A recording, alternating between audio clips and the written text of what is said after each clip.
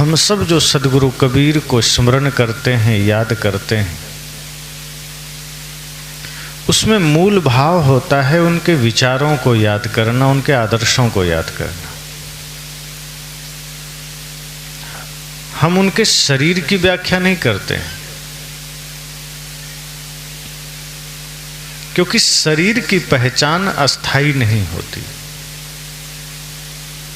शरीर के द्वारा जो ऊंचे कर्म होते हैं, जो महान कर्म किए जाते हैं, हम उन्हें याद करते हैं। सद्गुरु कबीर ने भी जो महान कार्य किए, जो उनके महान आदर्श हैं, जो उनके तप हैं, त्याग हैं, हम उन्हें याद करते हैं। इसलिए आज हम उनके ही विचारों को स्मरण कर रहे हैं। और ऐसे महापुरुषों के विचारों को जब हम अपने जीवन में उतारते हैं तो हमारा जीवन सही मायने में सजता है। जब संसार की चीजों को हम इकट्ठा करते हैं तो हमारा बाहर सब कुछ सज जाता है, लेकिन जब हम सद्गुरु कबीर जैसे महान संत की वाणियों को अपने हृदय में धारण करते हैं तो हमारा जीवन सज जाता है, हमारा आचरण सजता है, हमारा विचार सजता है। और जिसके विचार शुद्ध होते हैं, जिसके विचार पवित्र होते हैं, उसी की प्रशंसा होती है।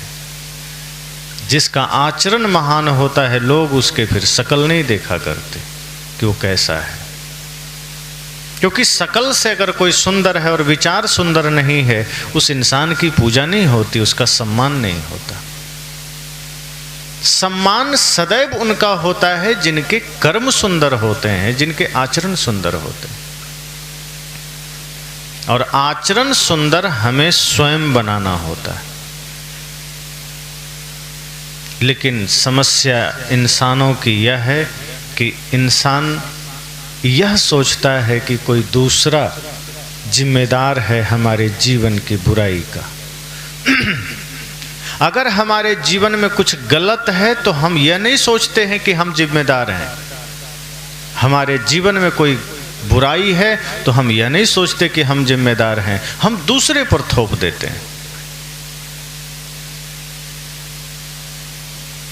एक आदमी के जीवन में बड़ा दुख आया, उसने तुरंत कह दिया कि ये सब भगवान ने कराया। संत ने कहा जब दुख आया तो भगवान ने कराया, जब सुख था तब किसने कराया? तो चुप हो गया। कहा जब सुख था तब तो नहीं कहा कि भगवान ने कराया, दुख आया तो भगवान ने कराया। कोई विपत्ति आ गई तो तुम दूसरे को दोष देते हो, कोई समस्या आ गई तो भाई को, पत्नी को, माता पिता को, मित्र को दोष दे देते, और कुछ अच्छा किया तो स्वयं को श्रेय ले लेते। सद्गुरु कहते हैं ये आदमी की मानसिकता है सदैव दूसरों को दोष देना, दूसरे कुछ जिम्मेदार बताना कि मेरी समस्या का, मेरी पीड़ा का, मेरे दुख का जिम्मेदार कोई और है। सद्गुरु कबीर ने खुलकर बताया कि आपकी समस्याओं का जिम्मेदार इस धरती पर कोई दूसरा नहीं है, आपकी पीड़ाओं का जिम्मेदार कोई दूसरा नहीं है, आपके दुख का जिम्मेदार कोई दूसरा नहीं। एक एक व्यक्ति ये समझ लेना चाहिए, एक एक व्यक्ति को, कि हमारे जीवन में जो भी दुख है, जो भी दरिद्रता है, इसका जिम्मेदार हम स्वयं हैं, कोई दूसरा नहीं है। हाँ, जो हम करते हैं वो हमें मिलता है, किसी दूसरे के किए हुए हमें नहीं मिलता। सद्गुरु कबीर कहते हैं आपके हाथ में है स्वयं को बढ़िया करना। अगर आप चाह लें तो आप खुद को बढ़िया कर सकते हैं, आप चाह लें तो खुद को नरक में डाल सकते हैं। एक आदमी को अच्छा बनने के लिए लोग प्रेरित कर देते हैं कि तुम अच्छा इंसान बनो। माता पिता या रिश्ते नाते, संत गुरुजन कह देते हैं कि बेटा तुम थोड़ा पढ़ो लिखो, अच्छी संगत करो, अच्छा बनो। तो यह तो माना जा सकता है कि अच्छा बनने के लिए लोगों ने प्रेरणा दिया, तो भी आदमी अच्छा नहीं बन पाता। लेकिन बुरा बनने की प्रेरणा तो किसी ने नहीं दिया था। किसी को चोरी करने की प्रेरणा माता पिता ने दिया, नशा करने की प्रेरणा माता पिता ने दिया, जुआ खेलने की प्रेरणा माता पिता ने दिया, लेकिन आदमी कर लेता है। कोई सिखाया नहीं, किसी ने प्रेरणा नहीं दिया, बल्कि रोका जाता है कि नशा मत करना, दुर्व्यसन मत करना, झूठ मत बोलना, छल मत करना, फिर भी आदमी कर लेता है। लेकिन अच्छे कार्य चीख चीख कर बताए जाते हैं, अच्छे मार्ग पर चलो, इंसान बनो, मीठा बोलो, प्रेम से जियो, दूसरों को कष्ट मत दो, पर आदमी नहीं करता। यह भूल जाता है कि हम जो कुछ भी इस धरती पर करेंगे वो कहीं व्यर्थ नहीं जाएगा, वो रिटर्न होगा, वापस होगा, वो मिलेगा। आप अभी खेतों में गेहूं बोए जा रहे हैं और कुछ दिन के बाद आप चाहें कि हम धान काटें तो असंभव है। अगर आपने खेत में गेहूं बोया है, आप गेहूं ही काटेंगे, धान नहीं काट सकते। अगर आपने कोई कर्म कर दिया है, आपके द्वारा कोई भूल हो गई है, कोई चूक हो गई है, अब बाहर कोई भगवान नहीं बैठा जो आपके भूल को ठीक कर दे। हाँ, जब तक आपने गलती नहीं की थी तब तक लोग थे, रोकने वाले थे, आपको संभालने वाले थे कि भैया गलत मत करना, गलत मार्ग पर मत जाना। तब रुकने वाले नहीं थे तो रोके ही नहीं, खुद को रोका नहीं। लेकिन अब गलती हो गई तब आदमी मंदिर दौड़ रहा है, गुरु के पास जा रहा है, गुरु जी क्षमा करना, गुरु जी थोड़ा सा कृपा करना। कुछ भूल हो गई, कुछ पाप हो गए, कुछ रास्ता बताना कि हमारे पाप कट जाएं। और कुछ जगह आपको सांत्वना दे दी जाती है, चिंता मत करो, 1100 रुपया चढ़ा दो, तुम्हारे सारे पाप कट जाएंगे। आप तो वहाँ से हल्का होकर आ गए, चित्त शांत हो गया कि चलो हमें ऐसे गुरु मिल गए जो 1100 में ही पाप काट देंगे। 11 करोड़ भी दे दो, पाप नहीं कटता। पाप तब कटता है जब मन निर्मल हो जाता है, जब मन पवित्र हो जाता है। तो सदगुरु कहते हैं कि पाप करने के समय तो आप दिल खोल कर पाप करते चले जाते हैं, भूले करते चले जाते हैं, लेकिन जब संत गुरुजन रोकते हैं तो हम रुकते नहीं। हम यह भूल जाते हैं कि यह सृष्टि ऐसी है जहाँ जो देंगे वो मिलेगा, जो करेंगे वो पाएंगे। यहाँ कभी भी कोई भी पक्षपात नहीं होता। यहाँ एक हाथ दीजिए, दूसरे हाथ पाइए, यहाँ तुरंत मिलता है। और फिर भी हम चेतते नहीं, फिर भी हम होश में नहीं आते। यह तय है कि हम किसी को फूल देंगे तो फूल मिलेगा, फिर भी हम कांटे देने को तैयार हैं। यह तय है कि हम मीठा वचन देंगे तो मीठा वचन मिलेगा, ईमानदारी देंगे ईमानदारी मिलेगी, प्रेम देंगे प्रेम मिलेगा, सत्य देंगे सत्य मिलेगा। फिर भी हम छल कपट दिए चले जा रहे हैं, फिर भी हम हिंसा के मार्ग पर दौड़े चले जा रहे हैं। सदगुरु कहते हैं ये जीवन आपका है, इसका दायित्व तो आपका है, इसके जिम्मेदार आप हैं। आप सजग होइए कि आप जो कुछ भी करेंगे उसका परिणाम आपको भुगतना होगा, कोई और नहीं भुगत सकता। आप ये सोच लें कि मैं गलती करूं और माता पिता पालेंगे परिणाम, असंभव है। इसी पर रत्नाकर की पूरी कहानी है कि रत्नाकर ने सप्तऋषियों को रास्ता रोक लिया, पकड़ लिया कि कुछ तुम भी देते जाओ, साधु संत खाली हाथ तो नहीं रहते, कुछ तुम भी दे दो। संतों ने कहा मेरे पास तो कुछ नहीं। रत्नाकर ने कहा झूठ बोलते हो, ये लोटा बाल्टी दे दो। उन्होंने संतों ने कहा कि तुम मुझसे कुछ मांग रहे हो, ये जो तुम लूट मचा रखे हो, ये जो तुम डकैती कर रहे हो, लोगों को ठग रहे हो, लूट रहे हो, तुम जानते हो इसका परिणाम कितना भयंकर है और इसे तुम्हें अकेले ही भोगना है, कोई साथ नहीं देगा। उसने कहा ऐसा नहीं है, मेरे घर में पत्नी है, बच्चे हैं, माता हैं, पिता हैं, भाई हैं, बहन हैं, सब बांटेंगे। जैसे मैं धन लेकर जाता हूं सब में बांटता हूं, सब खाते हैं, तो इसका परिणाम भी सब बांटेंगे, मैं अकेला थोड़े भोगूंगा। संतों ने कहा यही तो तुम भूल में हो। तुम्हें लगता है जो तुम कर रहे हो उसका परिणाम तुम्हारे परिवार वालों को मिलेगा। ये भूल है। तुम यहाँ से चुपचाप घर जाओ और अपने परिवार वालों से जरा पूछना कि क्या तुम्हारे पापों के परिणाम सब लोग भोगेंगे। रत्नाकर ने कहा भागना चाहते हो? कहा मैं भागना नहीं चाहता, अगर तुम्हें भरोसा नहीं है तो देखो मेरे पास रस्सियां हैं, इससे मुझे बांध दो। रत्नाकर ने कहा ठीक है, अभी बांध देता हूं। सभी ऋषि मुनियों को उसने पेड़ में बांध दी और घर गया। पिताजी से कहा पिताजी आप तो मुझसे बड़ा प्रेम करते, मैं इतना चोरी करता हूँ, लोगों को लूटता हूँ, इतना पाप कर रहा हूँ, क्या इसका परिणाम आप थोड़ा सा बांटेंगे? कहा तू मेरा बेटा है, जवानी में मैं तुझे खिलाया पिलाया, अब तेरा कर्तव्य है, तू कैसे खिलाता है, कहाँ से खिलाता है, मुझे क्या मालूम, उसका परिणाम तू भुगत, मुझे कोई चिंता नहीं। बड़ी ठेस लगी, पिताजी नकार दी। माँ के पास गया, कहा माँ तू तो बहुत प्रेम करती है, क्या मेरे पाप के कर्मों को तू बांटेगी? माँ ने कहा बेटा मैंने तुझे कहा थोड़े कि तू लूट कर खिलाओ, वो तेरा दायित्व, तू कैसे खिलाता है? अब जो तुम कर रहे हो उसका भुक्तभोगी, उसका जिम्मेदार तुम हो, मैं क्यों? उससे लगा माँ ने भी नकार दिया। पत्नी के पास गया, पत्नी से कहा तुमने तो 7 जन्म साथ रहने की कसमें खाई थी, अब साथ दोगी? कहा क्या हुआ?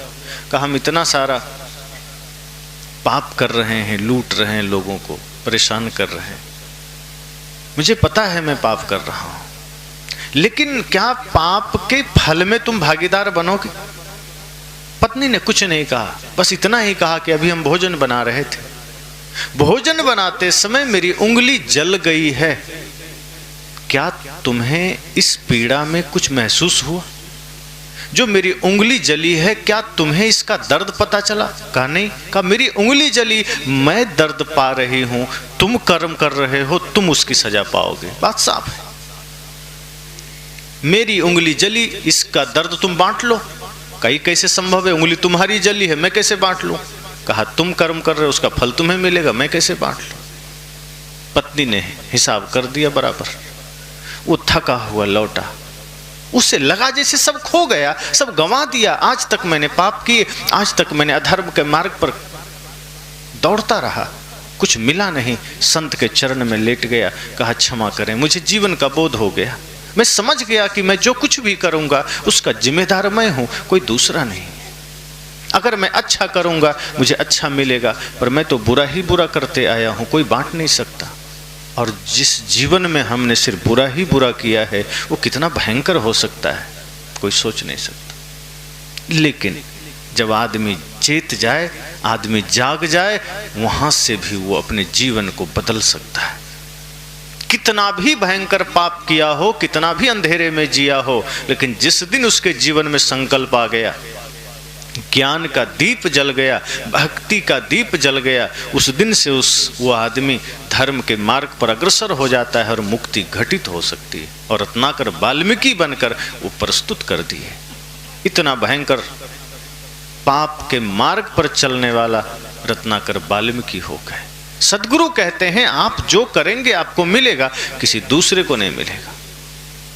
इसलिए सदैव सोचिए कि मुझे क्या करना है जिसका परिणाम बढ़िया आए। हमें ऐसे कर्म नहीं करने हैं जिसका परिणाम बाद में हम खुद झेलने को तैयार ना हो। हम किसी को ऐसा वचन नहीं कहेंगे जो हम खुद सुनने को राजी नहीं। अगर आप झूठ पसंद नहीं करते तो किसी से झूठ मत बोलिए। अगर आप क्रोध पसंद नहीं करते तो किसी पर क्रोध मत करिए। जो आप चाहते हैं कि संसार हमसे प्रेम करे, आप भी प्रेम करिए। आप चाहते हैं पत्नी हमारे प्रति ईमानदार रहे, आप भी ईमानदार रहिए। सद्गुरु कहते हैं ये संसार ऐसा ही है, जो तो को कांटा बुवे ताही बुवे तू फूल, तो ही फूल को फूल है वाको है त्रिशूल। सद्गुरु कहते हैं कोई कांटा भी बो दे तो फूल बोना। पर आज का आदमी कहता है इतना सरल है, कोई कांटा बोएगा तो हम फूल बोएंगे, हम कमजोर थोड़े। आदमी ने दोहा ही बदल दिया।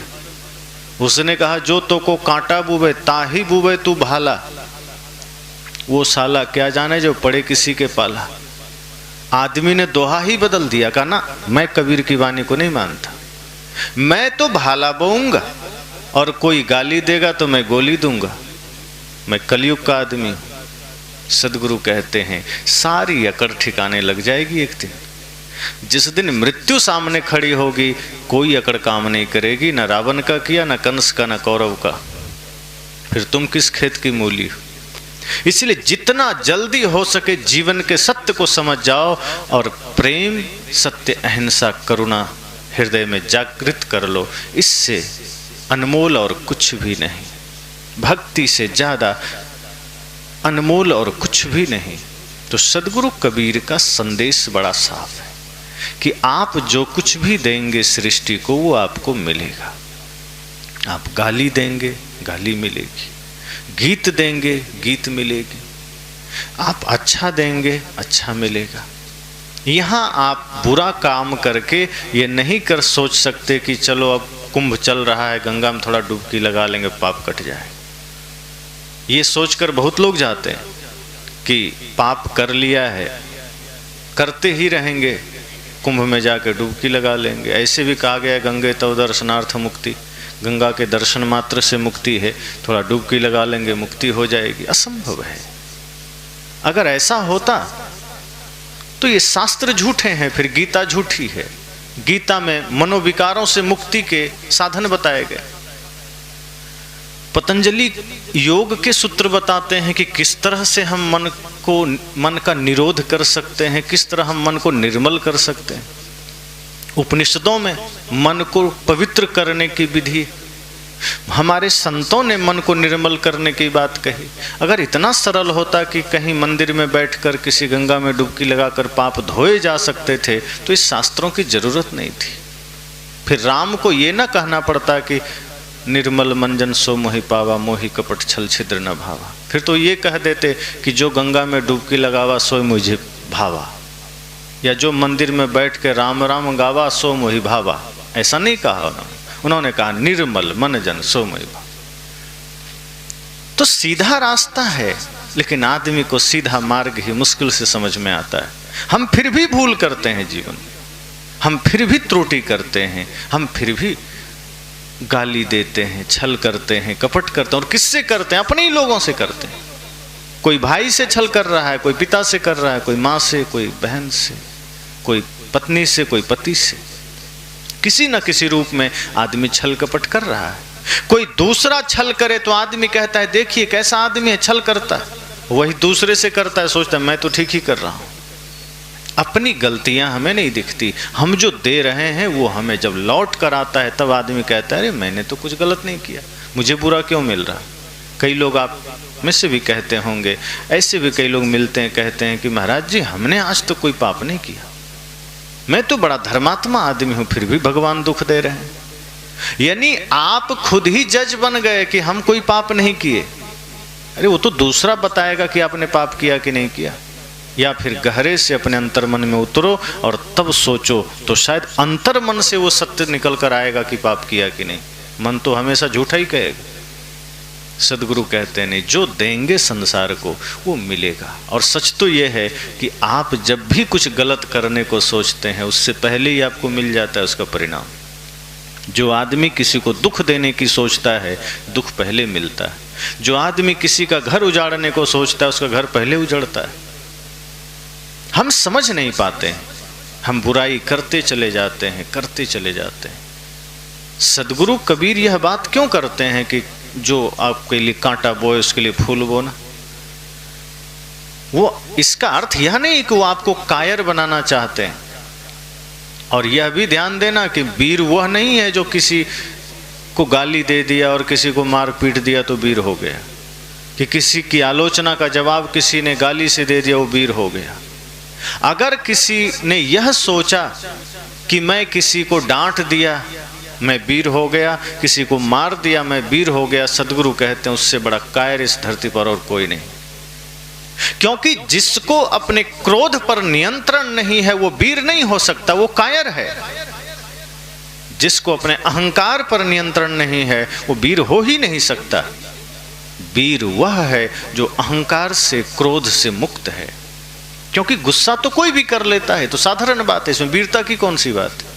एक साधारण आदमी भी गुस्सा कर लेता है, पर गुस्सा के क्षण में भी जो प्रेम में रह जाए वो वीरता का काम है। आलोचना सुन करके भी जिसके चेहरे पर मुस्कुराहट रह जाए वो वीरता का काम है। गाली सुन करके भी किसी के मुख पर, किसी के होठों पर सिर्फ गीत गुनगुनाने लगे या होठों पर गीत के शब्द आ जाएं, सदगुरु कहते हैं वो वीर है। वीर वह नहीं है जो झटपट जवाब दिया ईंट का पत्थर से, साहब कहते हैं वो कायर है, क्योंकि उसका खुद पर नियंत्रण नहीं है। अब जब नियंत्रण नहीं है और उसको वीरता का नाम दे दिया, इसलिए आप सबने सुना है, एक कथा आती है कि भृगु जी ने परीक्षा लेनी चाहिए विष्णु जी की। हालांकि अच्छा ही हुआ वो विष्णु जी से लिए, क्योंकि उनको भी पता था कि ये परीक्षा कहीं शिव जी से ले लेते तो त्रिशूल मार के ठीक कर देते। वो विष्णु जी को गए और सीने में एक लात मार दिया। विष्णु जी लेटे थे। विष्णु जी क्रोधित नहीं हुए, शक्तिशाली थे, चाहते तो क्षण भर में दंड दे सकते थे, पर उनकी कोमलता देखी। जहां शक्ति और ज्ञान दोनों विशाल हो वहां व्यक्ति विनम्र हो जाता है, फिर शक्ति का दुरुपयोग नहीं करता। वो जानते थे कि ये भूलवश किए हैं। विष्णु जी उठते हैं, भृगु जी के चरण पकड़ते हैं, कहते ओह क्षमा करिए गुरुवर, आप कब आए मुझे पता नहीं चला। आपने अपने कोमल चरण मेरे कठोर हृदय पर मारा है, कहीं आपको चोट तो नहीं लगी। विष्णु जी की विनम्रता देखी, भृगु जी पानी पानी हो गए। मन ही मन सोच रहे अच्छा हुआ आपके पास आए, कहीं यही काम जाके भोले बाबा को कर दिए होते, अब तक हमारा वृंदावन बिहारी लाल की जय हो गया होता, क्योंकि वो नहीं संभालते। विष्णु जी की महानता हुई, कहा क्षमा बड़न को चाहिए छोटन को उत्पात। कहां विष्णु की घट गई जो भृगु ने मारी लात, क्या घट गया। आप ही लोग घर में रहते हैं, छोटे छोटे बच्चे, आपका दाढ़ी नोच लेता है, बुरा मानते हैं क्या। कोई डंडा मार दिया, कोई ऐसे थप्पड़ मार दिया, दादाजी को, पिताजी को, किसी को भी, पड़ोसी भी आ गए, छोटा बच्चा जाके थप्पड़ लगा दिया, वो और खुश होता है कि आओ जरा एक बार हमें भी लगाओ। किसी को नहीं लगाया बल्कि वो कहता है अरे हमसे क्या दुश्मनी, हमें भी एक बार मारो। लेकिन वही थोड़ा बड़ा हो जाए और थोड़ा आंख भी दिखा दे, आदमी कहता है ये मेरे से विरोध करता है। भाई आप अपने मन को ऐसा ही रखिए कि कोई बालपन में कुछ कर गया, उसका कर्तव्य वो कर गया। हम अपना आपा खो देते हैं, हम अपना नियंत्रण खो देते हैं। भले ही हम भक्त हैं, भले ही हम संत से जुड़े हैं, भले ही हम गुरु से दीक्षा लिए, लेकिन हमारा वश स्वयं पर नहीं रहता और फिर भी हम कहते हैं मैं तो वीर हूँ। वीर वह नहीं जो अपना नियंत्रण खो दे, वीर वह है जो सदैव अपने नियंत्रण में रहे। इसीलिए तो संतों ने कहा विजेता और शासक वह नहीं है जो दुनिया पर शासन करना जानता है, विजेता और शासक वह है जिसने अपने मन को जीता है और अपने इंद्रियों पर शासन करता है, वह विजेता है, वही शासक है। दूसरों पर शासन करने वाला कभी शासक नहीं होता, वो गुलाम होता है, क्योंकि वो अपने अहंकार के गुलाम है, वो अपने क्रोध के गुलाम है। हम सब भी अपने क्रोध, अपने अहंकार के गुलाम हैं, अपने छल, अपने कपट के गुलाम हैं। किसी की अच्छाई देखी ईर्ष्या हुई, किसी को सुख में देखा पीड़ा हुई, किसी को आगे बढ़ते देखा दुख हुआ। हम अपने विकारों के गुलाम हैं। हमारे हृदय में कभी अहोभाव नहीं जगता कि कोई अच्छा कर रहा है तो धन्यभागी, ये हमारा मोहल्ला, ये समाज की कोई अच्छा कर रहा है। कोई आगे बढ़ा हम खुश नहीं होते, कोई बढ़िया घर बनाया हमें पीड़ा हो जाती। सदगुरु कहते नहीं, सचेत रहिए। ये जीवन आपके पास प्रकृति ने कुछ समय के लिए दिया है, अगर आप इससे गलत करेंगे, गलत सोचेंगे, ये आपको गलत परिणाम देकर जाएगा, फिर कोई बचा नहीं पाएगा। अच्छा हो कि अच्छा करके जाइए, कुछ नेक करके जाइए, कुछ पवित्र करके जाइए। जो भी अवसर लगे, जो भी समय लगे, सदैव इस चेष्टा में रहिए कि यह शरीर तो एक दिन राख हो ही जाना है, क्यों ना इससे हम कुछ कल्याण का काम कर चलें, कुछ किसी के आंसू पोंछते चलें, किसी बिखरे हुए जीवन को हम सजाते चलें। किसी टूटे हुए दिल को हम जोड़ते चले। ये भाव सदैव रखिए। किसी भूखे, किसी प्यासे को पानी, भूखे को भोजन देकर चले, किसी असहाय का सहायता कर सके। यह भाव आएगा तो सदैव आप आनंदित रहेंगे। वरना भाव तो यही आता कि उसका बिगाड़ दें, उसका नोच लें, उसका तोड़ दें, उसका बर्बाद कर दें, और पहले हमारा हो जाता है। साहब तो कहते हैं जो दूसरों के लिए गड्ढा खोदता है उसके लिए गड्ढा पहले तैयार रहता है। जो दूसरे को जलाना चाहता है वो खुद जलता है। तिल्ली को देखिए, हम तिल्ली से, माचिस की तिल्ली से हम चाहें तो पूरे संसार में आग लगा दें, लेकिन उससे पहले उस तिल्ली को खुद जलना पड़ता है। वो जलती है तब दूसरे को जलाती है। चिलम भी खुद पहले जलती है तब दूसरे के दिल को जलाती। इसी तरह से हम गलत करते हैं, उसका परिणाम हमें मिल जाता है। हम दूसरों के साथ बुरा करते हैं, उसका परिणाम हमें मिल जाता है। ये अलग बात है, हम नजरअंदाज कर देते हैं, हम देखते नहीं हैं। और इन सब के लिए हमें संगत अच्छी करनी पड़ेगी। जीवन में जो बुराइयां आती है वो कुसंग से आती है। आपका मित्र कैसा है, आपका परिवार कैसा है, आपका माहौल कैसा है। अब माता पिता चाहते तो हैं हमारे बच्चे भी योग्य बने, संस्कारी बने, श्रवण कुमार की तरह बने, माता पिता की सेवा करें, और आपका घर का माहौल लंका जैसा है तो बेटा श्रवण कुमार नहीं मेघनाथ बन के आएगा। तो घर का माहौल भी पवित्र रखिए, भक्ति का रखिए, भजन का रखिए, संत गुरुजनों का आगमन हो। बच्चों की उंगलियां पकड़कर संत गुरुजनों का चरण स्पर्श कराइए, समय समय से उसे भजन सत्संग सुनाइए। समय के साथ आप देखेंगे कि आपके बच्चे संस्कारी बनेंगे। आप जो देंगे वो मिलेगा। अगर आपने गालियां ही दी है, आपने कटु वचन ही दिए हैं, तो बच्चे श्रवण कुमार तो नहीं बनेंगे। सदगुरु कहते हैं ये सृष्टि आपके लिए एक रंगमंच के समान है। आप आए हैं इस धरती पर, कुछ अच्छा करिए, कुछ नेक करिए। अगर गलत करने की सोचेंगे, गलत करके जाएंगे, आपके लिए पहले ही गलत हो जाएगा। एक कहानी याद आई मुझे। एक आदमी का गधा बीमार हो गया। वो गधा लेकर डॉक्टर के पास गया, वैद्य के पास। कहा, वैद्य जी मेरा गधा बीमार हो गया।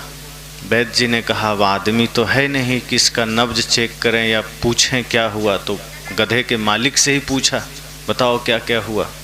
उसने कहा, अब तक तो ठीक ही था, घास खाया, उसके बाद अचानक पानी पीना बंद कर दिया, इधर उधर करना बंद कर दिया, एकदम हांफने लगा, बीमार हो गया। कहा ठीक है, मैं दवा दिए देता हूँ, पिला देना, ठीक हो जाएगा। अब आदमी को दवा पिलाना सरल है, आप दे दीजिए भैया पी लेना, पी लेगा। पर गधे को पिलाना है साधारण बात तो है नहीं, गधे को दवा पिलानी। डॉक्टर ने कहा, देखो दवा गधे को पिलानी है तो इसके लिए जुगाड़ भी देना पड़ेगा। तो 2-3 फीट का एक पाइप दे दिया। कहा, दवा घोल लेना, पाइप में भर लेना, एक छोर गधे के मुख में डालना, दूसरा छोर अपने मुख में, और जोर से फूंक मार देना, गधे के पेट में दवा चली जाएगी, वो ठीक हो जाएगा।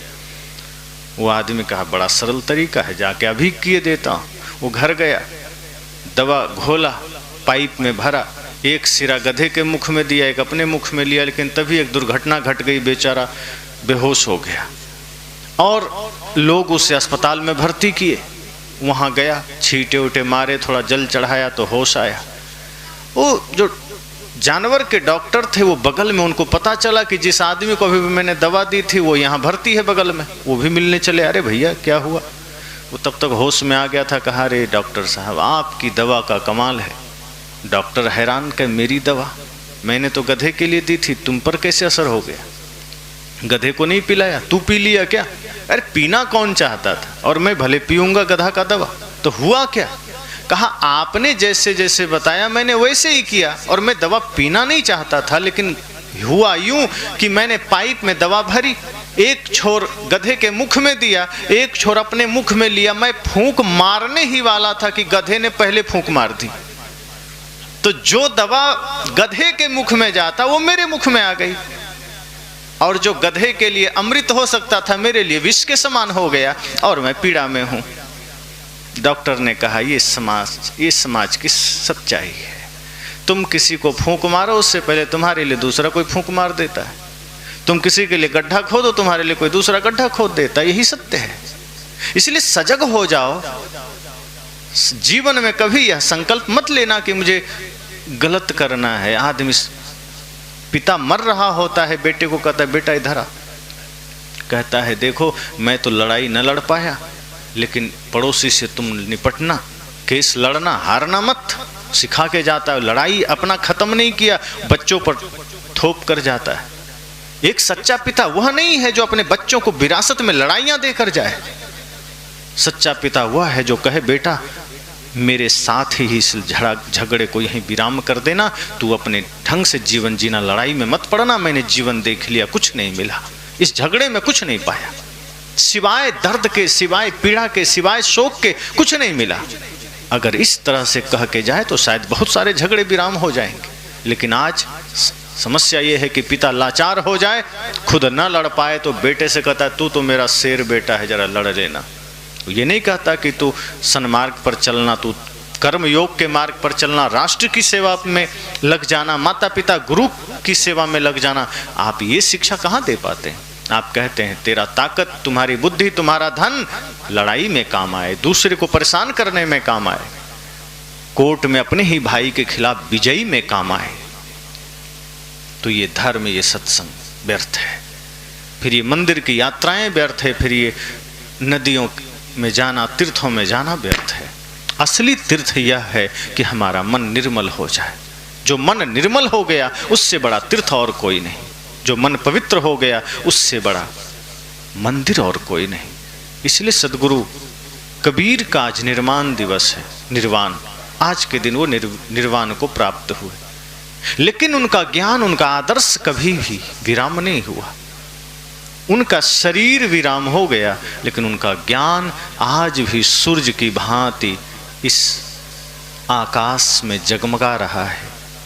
अगर हम सब उसमें से थोड़ा थोड़ा अंश भी अपने जीवन में उतार पाए, वो ज्ञान हम सबके जीवन को प्रकाशित करेगा, हमारे जीवन के सभी दोषों को मिटा सकता है। सदगुरु कबीर के ज्ञान से हम बाहर भीतर शुद्धि कर सकते हैं। अभी हमारा बाहर भी अशुद्ध है, भीतर भी अशुद्ध है। अभी हमारा जीना खाना भी अशुद्धता में है, और हमारा मन भी अशुद्धता में है, अपवित्रता में है। पवित्रता नहीं है, गंदगी में है। सदगुरु कहते हैं बाहर भी शुद्धि चाहिए और भीतर भी शुद्धि चाहिए।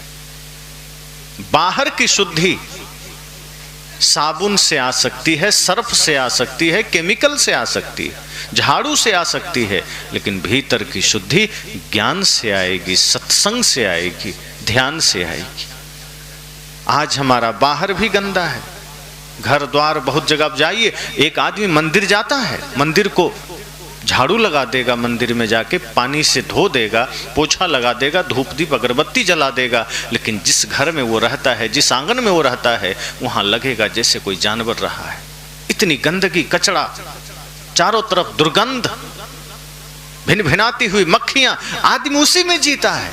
लेकिन वही आदमी मंदिर जाता है तो झाड़ू लगा के आता है, पानी डाल के आता है।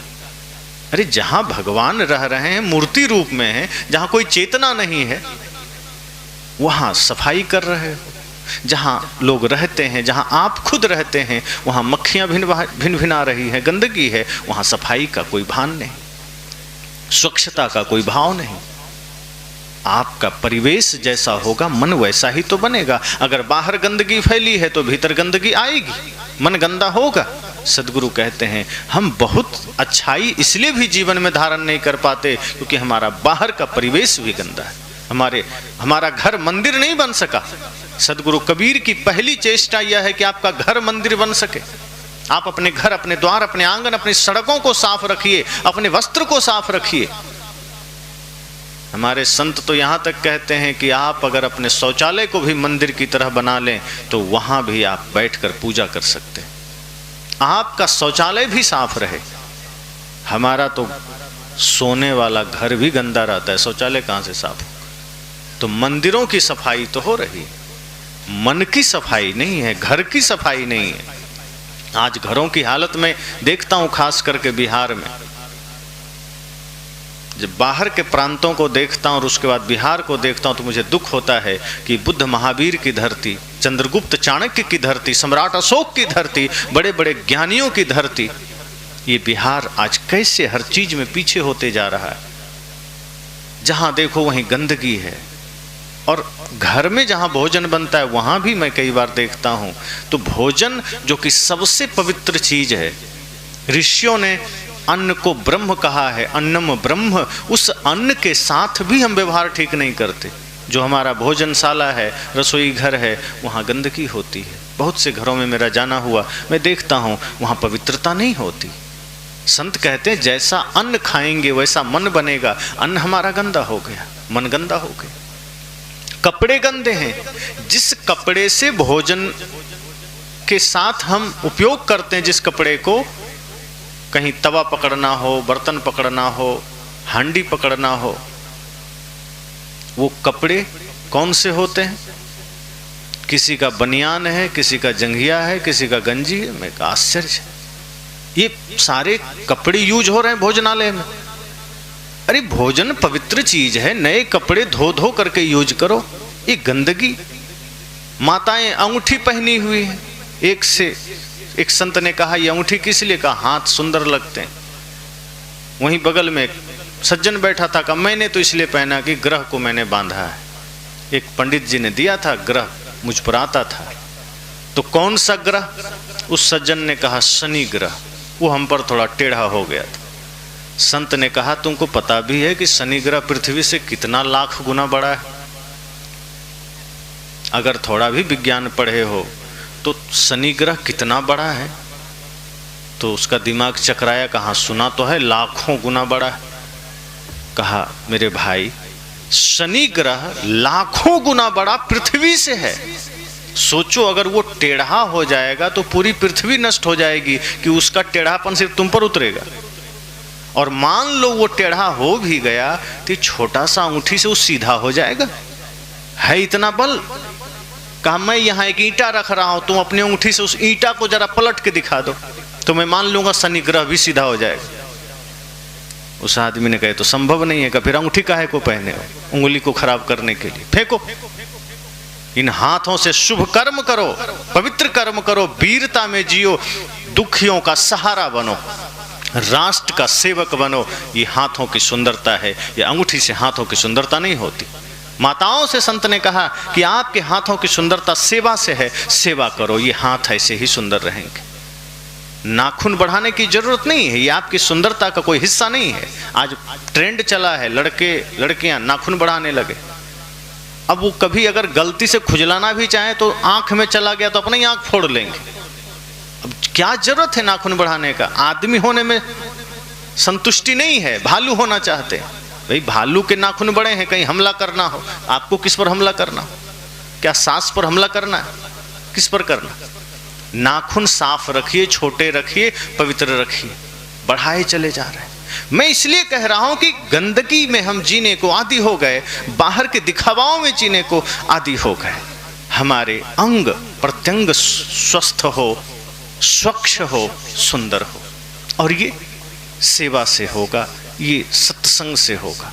तो हम बाहर की चीजों पर ध्यान नहीं देते। अंगूठियां पहन लिए, उसी से माताएं आटा गूंथ रही। अब अंगूठियों में गंदगी जमती है, कितना भी साफ कर लो वो गंदगी जमेगी, वो गंदगी आटे में जाएगी, फिर आदमी उसको खाएगा प्रसाद समझ के। संत कहते हैं भोजन बनाइए, अंगूठी मत पहनिए, उंगलियों को स्वतंत्र रहने दीजिए, और कपड़े नए प्रयोग करिए। प्रतिदिन उन कपड़ों को धो लीजिए। भोजन जब बन जाए, चूल्हा पोंछने के लिए, नीचे जमीन पोंछने के लिए अलग अलग कपड़े रखिए, बर्तन आदि पोंछना है अलग कपड़े रखिए, फिर धो करके पुनः उसे स्वच्छ रस्सी पर टांग दीजिए। भोजन में पवित्रता रखिए। भोजन बनाते समय सिर खुजला लिए, फिर रोटी बना रहे हैं, फिर चावल छू रहे हैं, फिर बेल रहे हैं। संत कहते हैं नहीं, इतनी पवित्रता रखिए। और मुझे कहने की जरूरत नहीं है, आप खुद करते हैं वो काम। कब करते हैं? छठ पूजा में। उस समय आप बहुत पवित्रता से काम करते हैं। गेहूं भी पिसाने भेजेंगे तो पूछ लेंगे कि चक्की धोया कि नहीं, उस दिन याद है, लेकिन बाकी दिन कचरा में जिएंगे। सदगुरु कहते हैं अरे हर दिन उतनी पवित्रता में जियो, आपका हर दिन छठ हो जाएगा, हर दिन उतनी ही कृपा बरसेगी। आप एक दिन ये करके तो देखो, और वर्ष में एक दिन छठ मना लिया। सदगुरु कहते हैं हर दिन छठ मनाओ ना, हर दिन उतनी पवित्रता से बनाओ। समस्या क्या है ना कि छठ माई को तो हम देवता समझते, उनके लिए पवित्रता से बना दिए, और घर वालों को देवता समझते ही नहीं, पति को देवता समझते ही नहीं। एक पति पत्नी में झगड़ा हुआ, दोनों आपस में लड़ने लगे, दीक्षा लिए हुए थे, गुरु से दीक्षा लिए हुए थे, लेकिन दोनों में झगड़ा हो गया। अब एक दूसरे के साथ तू मैं चलता रहा। पति बेचारा थोड़ा लाचार और सह लेता था, पत्नी थोड़ा सा ज्यादा बोलती थी, तो बातचीत ठीक से होती नहीं थी। कभी बेचारा खेत से काम करके लौटे तो पत्नी पानी भी ना दे, वो थका हुआ है, पसीने से लथपथ है, कहे थोड़ा पानी दो, अपने से ले लो, अभी हम टीवी देख रहे हैं और मुझे भी दे देना। पति सोचे चलो ठीक है, अब जो है समझौता करके जीते हैं। ऐसे ही चलता रहा। अचानक एक दिन 12 बजे रात में पत्नी एक गिलास दूध लेके पति के पास गई। पति बेचारा सो रहा था, टांग पकड़ के खींची, उठो। उसे लगा कोई सपना देख रहे हैं, घर में कौन रात में आएगा जगाने, पत्नी तो हमसे ऐसे ही लड़के अलग सोती। फिर वो अंठा दिया, पत्नी फिर हिलाई, उसकी आंख खुली, सामने देखता है पत्नी खड़ी है। फिर सोचा पत्नी रात में मेरे पास क्यों आएगी, वो भी कुछ लेकर आई। फिर आंख बंद किया, आंख बंद मत करो, दूध पी लो। अब उसे सच में हैरानी हुई कि दूध, मैं खेत से थक कर आता हूं, पानी तक नहीं पूछती, आज दूध दे रही। फिर सोचा हो सकता है किसी संत का प्रवचन सुनी होगी, कुछ परिवर्तन आ गया होगा, कुछ प्रेम जग गया होगा। उसके पति ने कहा कि लगता है कुछ प्यार वार जग गया तुम्हारा, किसी गुरु का सत्संग सुनी थी क्या? पहले तो उसको विश्वास ही नहीं हुआ कि आज मेरे पास ये दूध लेकर आई। फिर भी पूछ दिया कि लगता है कुछ प्यार वार जग गया, इसलिए तुम आ गए दूध का गिलास लेके। पत्नी ने झल्लाते हुए कहा चुप, कोई प्यार वार नहीं जगा। आज नाग पंचमी था, नाग देवता को दूध पिलाना भूल गए, और तुमसे बड़ा नाग मेरे जीवन में कोई है नहीं, इसलिए दूध लेकर आए, ज्यादा इधर उधर मत करो। पति ने सिर ठोका, कहा हो गया बंटा ढार, मुझे तो लगा प्यार जगा, लेकिन ना, वो जग ही नहीं सकता। सत्संग सुनो, कुछ भी करो, एक दूसरे को देवता समझते ही नहीं, एक दूसरे को देवी समझते ही नहीं। तो घर वालों को हम देवता समझें तब तो हम भोजन प्रसाद की तरह बनाएंगे। हम मजबूरी में बना देते हैं और वो भोजन विष के समान काम करता है। सदगुरु कहते हैं घर में भोजन बनाओ, घर वालों में देवत्व का दर्शन करो। आपके घर के लोग ही असली देवता हैं, आपका घर ही असली मंदिर है। ये सदगुरु कबीर की सीख है। अगर हम यह मान लेते हैं, उसी दिन से घर में समृद्धि का वास होगा, स्वास्थ्य का वास होगा, शांति का वास होगा। लेकिन हम गंदगी में जीने के आदी हो गए। वर्ष में एक बार हम पवित्रता कर लेते हैं, दिवाली में घरों की सफाई कर लेते हैं, आंगन की सफाई कर लेते हैं, बाकी पूरे साल उसी गंदगी में जीते हैं। सदगुरु कहते हैं आप अपने तन की सफाई प्रतिदिन करिए, घर की सफाई प्रतिदिन करिए, और फिर मन की सफाई प्रति क्षण करिए। क्योंकि बाहर की शुद्धि यह होगी तो आपको यह संतोष और शक्ति मिलेगी कि हमें मन को भी शुद्ध करना है। और मन जब शुद्ध हो जाएगा तो बाहर की शुद्धि में आप कभी कमी नहीं करेंगे। और शुद्ध मन से जो भोजन बनेगा वही प्रसाद बनता है। इसलिए आप सब जानते हैं ना कि आश्रम में जो भोजन बनता है उसको लोग क्या कहते हैं, प्रसाद पा लीजिए। आश्रम और मंदिर में बना हुआ भोजन भोजन नहीं, वो प्रसाद बन जाता है, क्योंकि वो भक्ति और श्रद्धा से बनता है। इसलिए भगवान कृष्ण ने दुर्योधन का भोजन त्याग दिया था।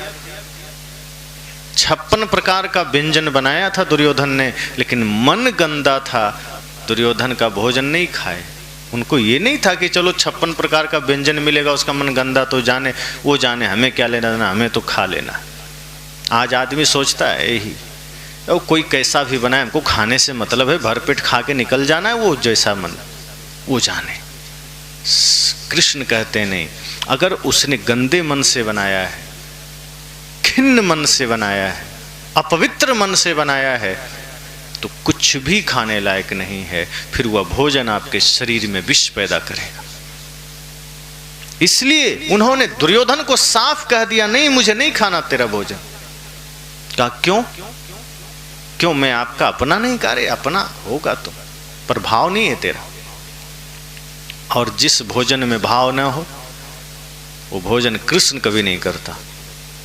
तुम्हारे भोजन में अहंकार की गंध आ रही है, ये भोजन में स्वीकार नहीं कर सकता। दुर्योधन ने फिर भी जिद किया कि नहीं आप खा लीजिए। तब कृष्ण ने कहा देखो 3 बातें हैं, 3 स्थितियां हैं जिसमें कोई किसी का भोजन स्वीकार करता है। पहला है भाव, दूसरा है अभाव, तीसरा है प्रभाव। अगर तुम नहीं मान रहे हो तो ये 3 कारण भी तुम पर फिट बैठते तो मैं खा लेता।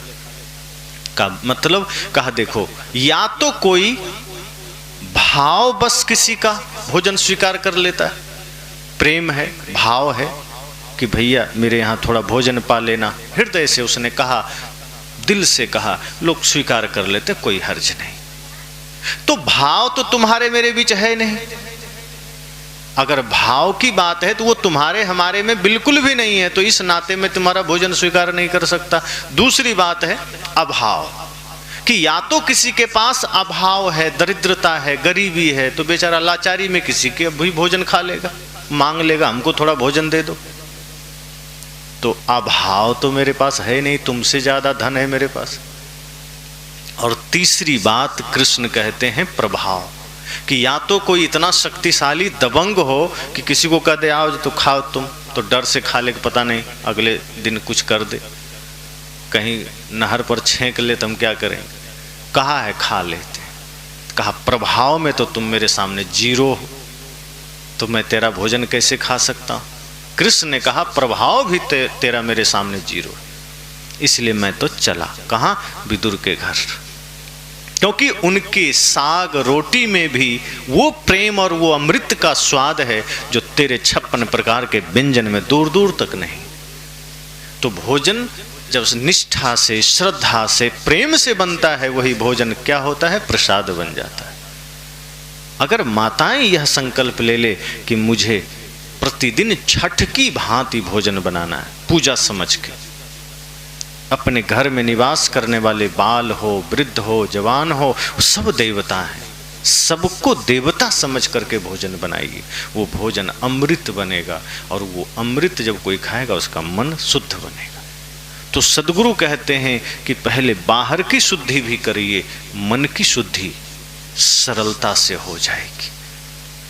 बाहर घर आंगन को मंदिर बनाइए, अपने घर को मंदिर बनाइए, अपने तन को भी मंदिर बनाइए। सुबह जल्दी जगिए, जल आदि ग्रहण करके स्नान करिए, बिना स्नान किए कभी भोजन न बने। और सूर्योदय से पहले प्रयास करिए स्नान करने का। कोई लाचार है, बीमार है, कोई बात नहीं, लेकिन जीवन में सदैव पवित्रता का ध्यान रखिए कि तन की शुद्धि, मन की शुद्धि सदैव चलती रहे। तो सद्गुरु ने कहा कि जब आप बाहर भी शुद्ध करेंगे तब आपका मन शुद्धि में सरलता हो जाएगी। और जब मन शुद्ध होगा तो कभी बुरा सोच नहीं सकते, कभी किसी के लिए गलत ख्याल नहीं ला सकते, कभी आप इस संसार में किसी के लिए गड्ढा नहीं खोद सकते, फिर किसी को दुख नहीं दे सकते। फिर आपके मन में यही ख्याल आएगा कि हे सद्गुरु, हे संत, हे प्रभु, मुझे इतनी शक्ति देना कि मैं संसार की सेवा कर सकूं, मैं नेक रास्ते पर चल सकूं, मैं प्रेम के मार्ग पर चल सकूं। आप यह कह सकते हैं इतनी शक्ति हमें देना दाता, मन का विश्वास कमजोर होना, हम चले नेक रास्ते पे हमसे भूल कर भी कोई भूल होना। हे सद्गुरु, ऐसी शक्ति देना कि मैं नेक मार्ग पर चल सकूं। आप फिर यह नहीं सोचेंगे कि मुझे धन दे दो, पद दे दो, सुख दे दो, दूसरे को लुटा दो। नहीं, आप कहेंगे नहीं, ये जीवन थोड़ा है, पता नहीं कब विराम हो जाए। हे सद्गुरु, ऐसी कृपा करना कि हम प्रेम के मार्ग पर चल सकें, भक्ति के मार्ग पर चल सकें। और सदैव शुभ कार्यों में हमारा एक एक क्षण व्यतीत हो सके। तो यह कब होगा? जब मन शुद्ध रहेगा, और मन शुद्ध रहेगा जब हमारा शरीर मंदिर बनेगा, घर मंदिर बनेगा। अभी हमारा घर मंदिर नहीं है, शरीर मंदिर नहीं।